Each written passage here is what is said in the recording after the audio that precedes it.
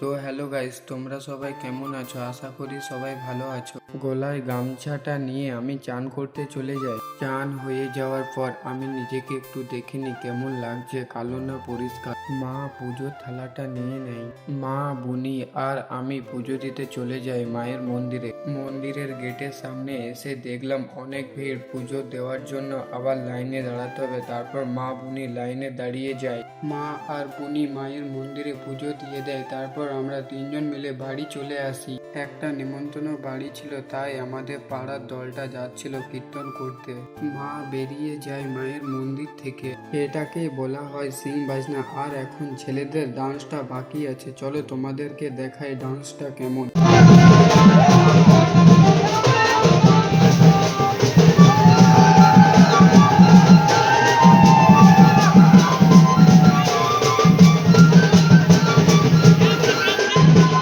আমরা সবাই চলে আসি নিমচে গ্রাম মাকে রাখতে।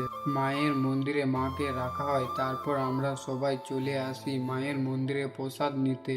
যে মেরি গ্রামে মা একদিনকার জন্যই আসে, আবার 365 দিনের অপেক্ষা।